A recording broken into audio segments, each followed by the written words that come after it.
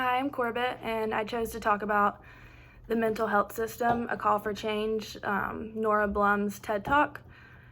I think that my first reaction to start with is that this is very personal for me as someone who's dealt with the mental health system and dealt with mental health problems. I was in treatment for an eating disorder twice, and so I've really seen how this works, and everything that she said was very true to my experience as well. She started out with giving the example of how she had a toothache and how the process of getting that fixed really wasn't that hard. It was pretty simple of going to the dentist. The dentist, validated that she had a toothache, and that was that. But when you have a mental illness such as depression or anxiety, an eating disorder, bipolar disorder, those things aren't always as visible, and so they're not always seen as valid. In her case, her friend, it took 5 months before she got her care. I relate with this because I spent months trying to persuade doctors and my insurance companies that I was sick and that I needed help. And even though it wasn't, with eating disorders, there's a physical part too, but the mental part, the depression, the anxiety, all of that, I really needed help with. And I had to try to constantly prove that to people to get the help that I needed. I think a big point that she made too is that mental health is just not always seen as valid because it's not visible, and there are big disparities and inequalities in how physical health is treated versus mental health. I did end up receiving the care that I needed, but it wasn't without a fight, and that is hard on people with mental health issues because you already are in a position where you don't really feel like you're deserving of help or that what you're dealing with is valid because of the culture we live in and the stigmas around it.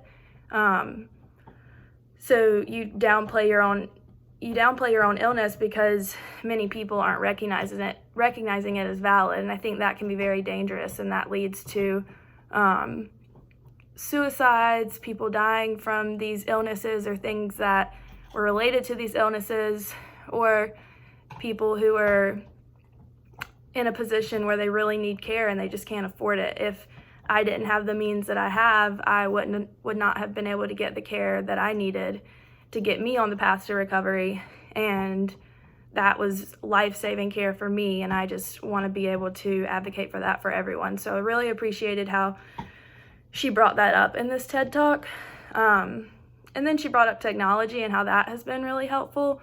Telehealth has been great for me, and that's been a way that I've been able to see providers. And I think that in technology and social media, we are working to break the stigma and offer resources, and I love to see that. So overall, I really like this TED Talk.